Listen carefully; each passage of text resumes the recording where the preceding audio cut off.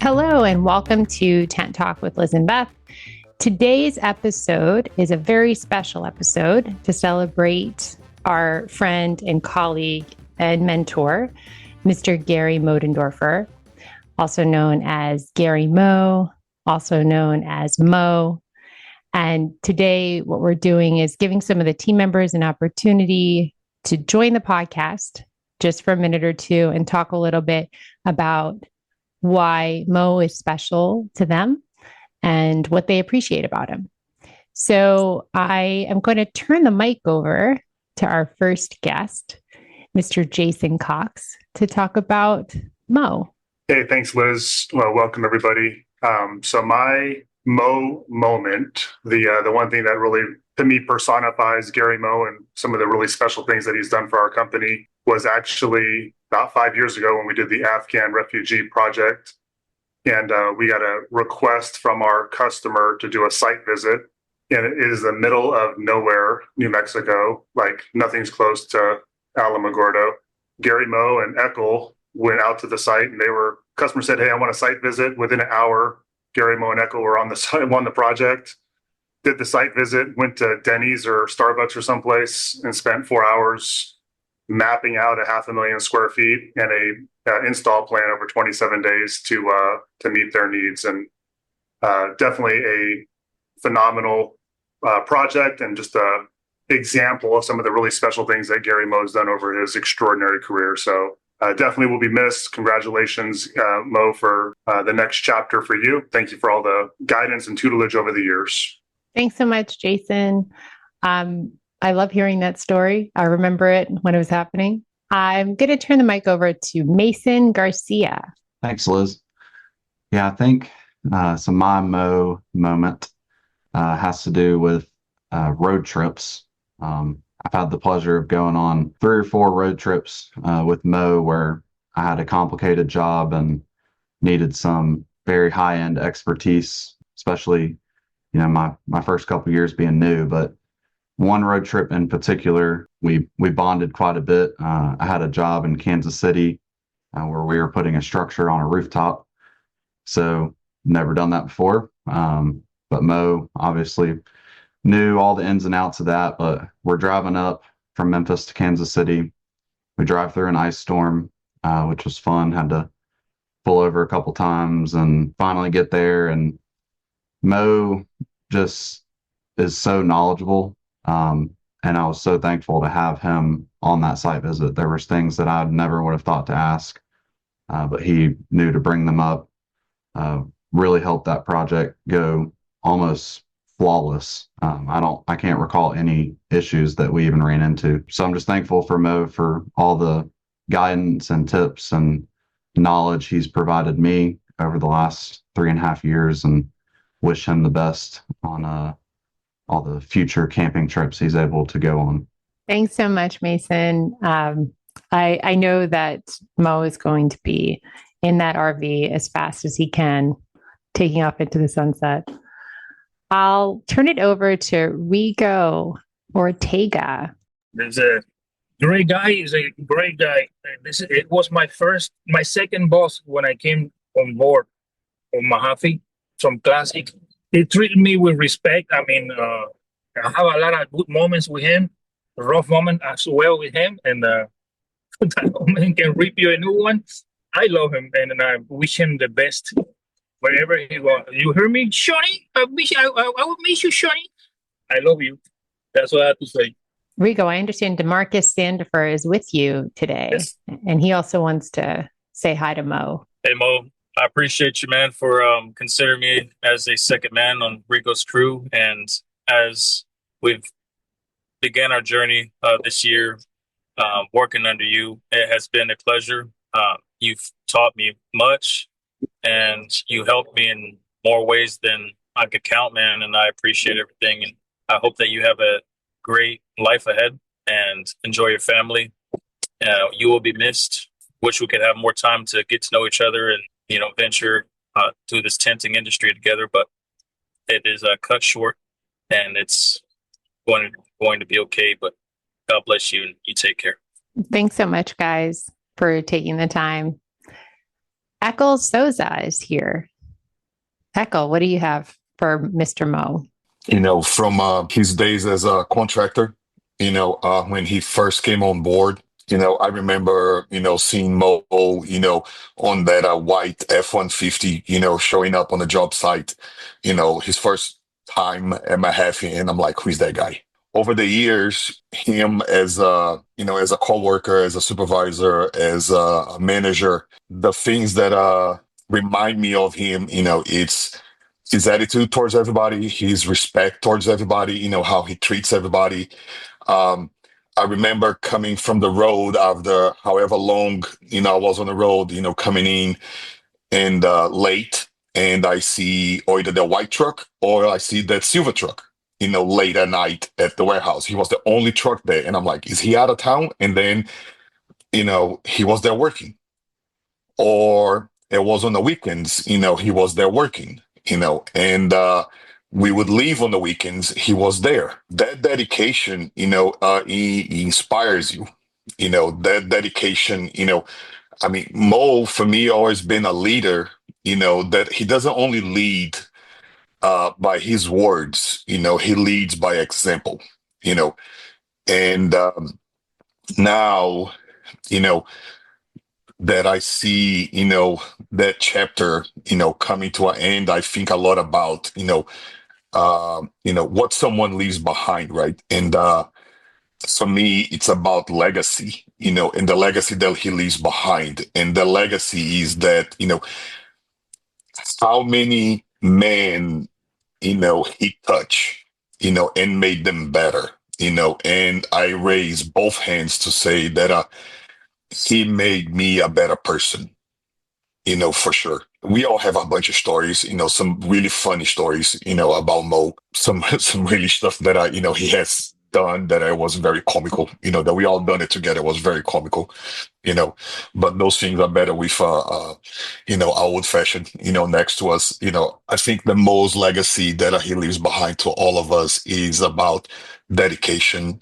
It's about respect. It's about going the extra, not caring about, oh, this is all I'm going to do. He's always go well beyond what you expect. I consider myself fortunate that have met, one of those people, that one being Mo. That is so beautiful, Eckel, and I think so well said. And that's exactly the energy that he brings. And I think it's the type of energy that's inspired a lot of folks that have crossed his path professionally and personally. So thank you so much. Now let's hear from Mike Ladd. Yeah, Mo is quite a character. I don't have a particular story, but what I love about Mo is his way with people. And I first got involved with Mo. We had an angry customer. Mo joined the conversation, very practical, very calm, finding solutions, and his calm demeanor calmed the whole situation down. And when it was over, the customer was good to go. I like the way he always has something good to say to people, a cheerful hello in the office. Hey, let's go have a good time. When it's time to go get into the RV and go have a good weekend. Just a great spirit, and we're all going to miss you, Mo. Love you, man, and good luck with the next chapter. Thanks so much, Mike. You bet. Now we have Victoria, who is a longtime friend of Mo's, has done tons of projects with him, has trauma bonded during very intense experiences together. She probably has too many memories to share just one, but I'm sure we can get a little highlight reel, maybe a good car ride story. So the car ride story, so we've had multiple car rides. We've been to Little Rock together. We've done multiple trips to and from Gulf Shores. We've spent a lot of time there. He did a lot of site visits. We went to the Super Bowl. We went to Minneapolis several times. Those were flights, but the 7-hour, 3.5 hour, those trips were probably some of the funner trips that we've had. Talked about our families. We've shared everything with, our history growing up. I know pretty much everything there is to know about Mo. I'm not going to lie. I mean, Mo's he's a man of many words. So that closeness, Victoria, I'm sure it made it a pleasurable work experience. It did. The one thing about Mo is such a, and I know that people that know him can see this and know this, but he is super creative. He's that person that you want on your job. He's that person that he's going to think outside of the box, and you're going to paint him this picture of what you want. And it's so out of the realm of what we do. And then he says, well, we can try this, and we're reinventing the wheel as we go. And because of the fact that he has such a broad experience in life, in our industry, there's really nothing that he never said, oh, we can't do that. We absolutely can do that. So for that, I have been super lucky to have him on so many of my events, and just being able to work with him and see the things that he can do. And we always say that he's a little grouchy, but he still does it all in fun. So for all of that, we never had days that I was like, oh, got to go out there and talk to Mo, so I never ever felt those things. So I feel like I have been super fortunate to be around him and to have him on my jobs. Everything you're saying resonates so much with me, because I feel like if I am in trouble, the person who I know will be calm and be creative with that solution is Mo. Like, his wisdom and his creativity, and he doesn't get flustered. Can't break that man. No. We've all tried. We tried. We have not been successful. We were so challenged. We did the Super Bowl, and we lived there. He and I lived there. We flew up there on New Year's Day, and we left on the 16th of February. So we were there for 2.5 months together, literally ate lunch every day together, went to dinner every day together. There were very few days that we did not. And we spent 10, 11-hour days, sometimes 12-hour days working together. Did you have to file taxes in Minnesota that year? That's right. Sounds like it. The stories never got old. And we were challenged. That customer was super challenging. I mean, George had to fly up there twice, kind of to manage Kevin Singh more than anything. But Mo was fine. They never, like we just said, they never broke him. And they definitely tried. They were so, it was such a difficult job, and their expectation levels, the expectation that they set was not anything realistic. And just like we said, he never got flustered. They never saw him uncomfortable. They never saw him at a loss of words or a loss of a solution to any problems that we had. I mean, when it came down to, we had union workers. I mean, it was every level of, everything that you could possibly go through. And he just rolled with the punches. He was good. He was my rock during that, because I wanted to break on any given day. And it was cold. It was one of the coldest winters they had, one of the largest snowfalls that they had. And we just did it every single day. So I'm very, very lucky. Thank you for sharing your story and your experience with Mo. Well, hey, I love him. He is truly, truly going to be missed. I don't know what is going to happen. I mean, I didn't even include jazz in any of this. And I mean, that he is my rock at jazz. So I am truly, truly going to be lost without him. Our company in a whole is going to be lost. The hole that he's going to leave is not, it won't be able to be filled. So love him. I love you, Mo. And truly going to miss you. So thanks so much, Victoria. Now we have Dave Reck. I joined Mahaffey back in early 2015. I had not had any experience in the temporary structure business. I had experience in emergency response, so I understood what it took to be able to be successful in that. But all the parts, pieces, the names, and things that were being thrown at me, that even the easiest thing of purlin, and I was like, what is a purlin? It was like one of those things that you're trying to be able to understand at the same time you're drinking from the fire hose with all the other information that's coming at you. But I believe this story is in the spring of 2015, and just first few months with Mahaffey. I believe we got the Hangout Fest back, and that was down in Gulf Shores, Alabama. And one of the things that we put up during that time frame was a double-decker tent. One of the things that I had done is it's probably had about 3, maybe 4 months under my belt. And I was like, okay, I think I'm getting a handle on this.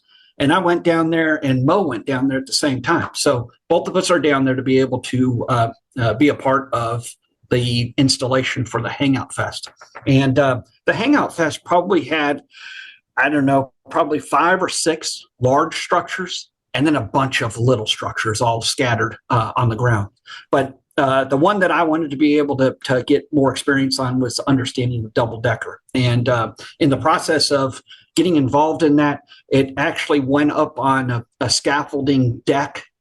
So not only is a double decker tall, it was probably 3 floors because it was on a scaffold deck, and then we put the double decker on top of that. But one of the things that happened is that there was a lot of manual lifting with the structure because it was in an area where it's on sand. I mean, the heaviest things were done with a forklift, but other than that, everything else was carried around with hands, and you had to do a lot of team lifting and things of that sort. And when I was down there, Mo was my partner. So the amazing thing is that Mo was very supportive and helpful and trying to help me through everything. And the biggest thing I came away with after doing the structure, I think I said it for about another 4 months afterward. Every single piece that I touched on the double decker was heavy as anything. But Mo was very supportive. And with that, when I say supportive, is that Mo was here, and I think he had an assistant, Walker I. And the two of them basically ran the national field operations at the time.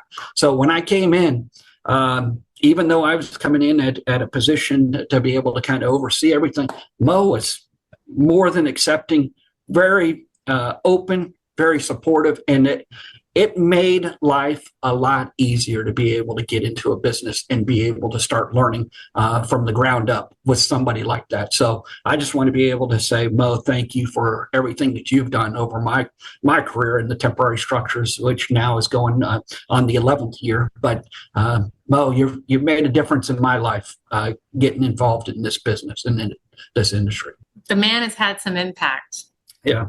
So now I have to transition into the story. I was not there, but I have heard it probably about 50 times. So hearsay. Be able to just share it because I know Mo is going to probably either hear it in these videos or he's going to hear it again from the 2 other guys that shared it with me 150 times. So the 2 people that were with Mo at the time were Eckel and George. And, both of them tell colorful stories. So we have to put a big asterisk on that. I'm going to make that's recorded. Okay. You both heard it. I will not do it justice the same way that Eckel and George would do it justice. They tell a very colorful story. I'm just going to get to the facts. My facts is that they ended up at the end of the day after working. They went to a bar and they were sitting at the bar on bar chairs. And somehow, I think either Mo was exhausted or dehydrated or something like that as he fell off the bar chair and hit the floor. I think the way that they've articulated it is because he hit his back as he was going down, it caused a whole lot of pain. and it was very hard. They got Moe back up standing, and as he was standing, he was kind of propped up by Eckel. So Eckel was right next to him. Moe was kind of hanging on. Somehow, inadvertently, with the pain or all the things that were going on with Moe, he decided, or he didn't necessarily decide, he involuntarily peed on Eckel's leg. They're in a bar. Moe falls off a bar chair. Eckel has his leg peed on. This is all happening. It is just once in a moment that has to be articulated for these videos. And Moe, I'm sorry I had to share something like that, but I thought we'd all have a laugh at this because I know Moe gets to laugh at it now. It probably wasn't that fun back then when it happened. Well, thank you for sharing. We're going to have a fact checker come in behind you before this is published. That right there is the hilarious part because I probably have incorporated a few things that may or may not have happened because I've heard it a few times from very eloquently from George and Eckel. Well, thanks so much for sharing, Dave. I appreciate you joining us today. I'm going to turn it over to Bill Layard. Mr. Ernest Layard has joined us today. When I was first hired on with Mahaffey, it was, I want to say around August or September of 16. It was the Newport Boat Show was the first job that I went on. And Moe was my construction manager.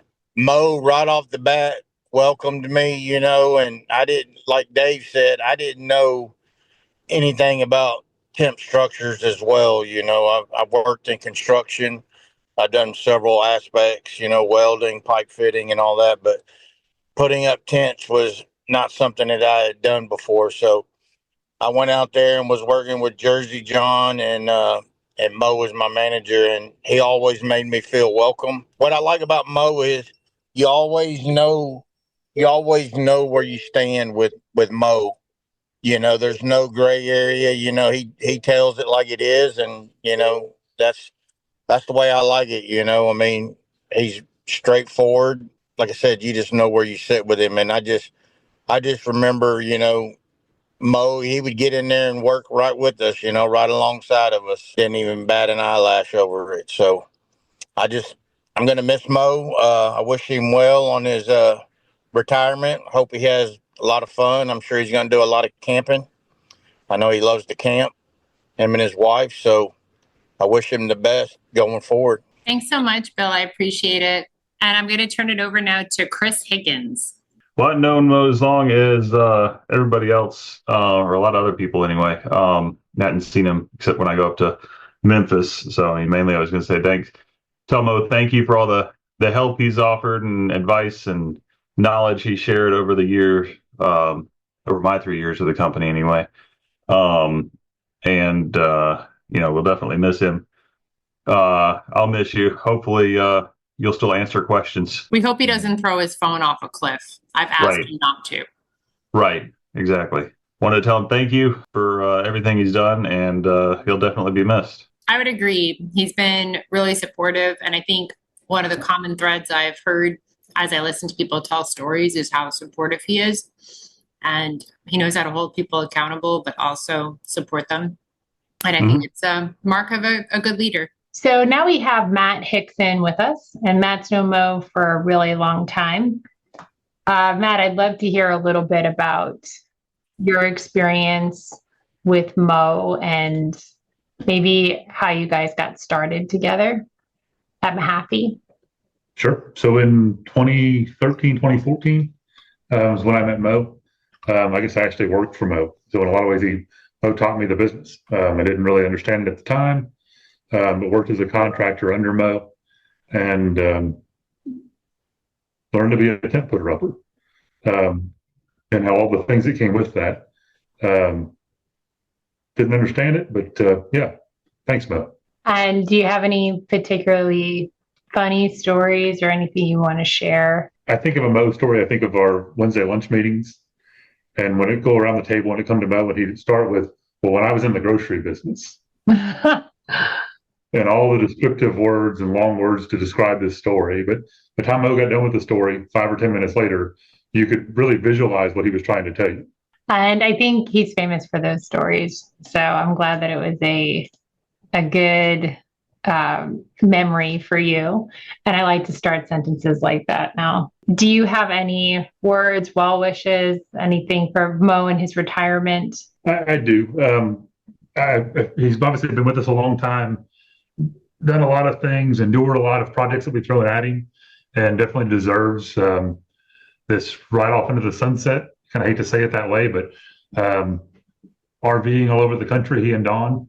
Can't wait to see his Good Sam map in the future with all 50 states, all the places they're going to go. But well deserved, Mo. Thank you very much for all you've done for myself and the company and all these behind you. We greatly appreciate you and wish you nothing but the best. We have George Smith. John Dale actually introduced us to Mo. And I'll never forget one of the first times we were down at Fort Polk. Mo came down with John, and they were both contractors at the time. And we were working at Fort Polk. We were doing the rotations, and it was always last minute with KBR. They'd call us, and at 5:00 on Friday night, William would say, "All right, we got the job. We need to be there tomorrow." And we'd call up Mo and John, and they'd come down, and they were the floor crew. They would knock out the Bill Jacks floor. They could do John and Mo could do a Bill Jacks floor. We were doing 66 by 150s at the time for billeting and lunch tents. And John and Mo could knock one of those out in about 6 to 8 hours with some temps. And man, they would just build. They were floor building fools. And over the, as we got to know Mo, we would hear some of his stories, and they were fun. And the story that comes to mind for me, this isn't a Mo story, this is a Fort Polk story. I'll get back to another Mo story in a minute. But at one point, I don't know what Mo was thinking. He had this white F-150, the one that John Dale had spilled all the oatmeal in, that Mo was That's like a separate story. a whole thing of oatmeal, and Mo was digging out oatmeal forever, but I know it was that truck. He let this temporary, I'll never forget it. The guy's name was Blue, and he had been with us for a while. He let Blue take his car, some temp from Fort Polk. He was just, Mo, he just thinks the good in everybody. And this guy Blue takes his truck and drives into this giant ditch and straddles this ditch. And if you guys know Mo, and everybody does, that truck is his baby. He'd just as soon you run over his kids than something happened to that truck. Anyways, so this truck is now over a ravine. I think the front bumper was on one side and the rear bumper was on the other. There was no damage to the truck. And I was sitting there and I was talking to Mo, and he kind of perks up and he goes, and then we hear this revving noise. And he goes, "That sounds like my truck." And he looks over and his truck is in the ditch, and the sheer panic in his face was palpable. Anyways, we had a long discussion about temps, and you can't trust them, and I think he's figured that out by now. But that was one of my first stories with Mo. It was quite fun, and he, if it wasn't for Mo and the people that John and Mo brought down to Fort Polk, we wouldn't have built the company we had. So it's a great story. It's a great beginning. There's a million more along the way. We used to talk management philosophies sometimes, and when he would go back and talk about his, when he was in the food business. And I'll never forget, he would always go to this when, sometimes when you're trying to get your point across and you can't, and you know what you want done, and you just want to say, "Can you just do what I ask you to do? I know what I'm doing, and this is the right move." And Mo, he kind of explained it pretty well with me one day. He's like, "George, when you want somebody to do something, sometimes you just got to go like this. You see this? This is you. This is me. And this is what I'm telling you to do." And, it's kind of funny because when you're managing people, sometimes it's very frustrating. It's hard. Everybody's an individual, and I can respect all that. But sometimes you just want it done your way. And I've used that a couple times, not many, because you don't want to pull that out often. But that's something I learned from Mo. And the other great story is, over the years, if we were entertaining customers or taking people out to dinner, Mo was always my go-to, because I knew I could count on Mo for dinner conversations when there was a lull, that he could come in and I would just have to look at him and say, "Mo, tell me about your Papelbon story." And I'm not going to get into the Papelbon, but it's his baseball player that he knew. And it was a good 15 minutes of the evolution of this guy Papelbon, who was a professional baseball pitcher that his wife and Mo used to put up at their house in Danville, and he would help out these young aspiring baseball players. And Papelbon actually made it, and he's got a really good Papelbon story. So maybe we can hear that story one last time before he retires. It's a good one. Anyways, Mo, thank you from the bottom of my heart. Mahaffey would not be where it is today without you. I mean, I can't thank you enough. I wish you all well in your retirement and your camping days. And God bless you, my friend. We love you. Take care. Thanks so much, George. It was so great to hear from all the folks that have worked with Mo over the years. I'm really grateful they took the time to tell their story. I am going to miss Mo terribly, and I know that I speak for a lot of other folks that weren't able to join, that he has had a giant impact on so many folks on the team, and I know he's going to continue to in his life and all the people that he interacts with. So Mo, we wish you so much luck and enjoy retirement.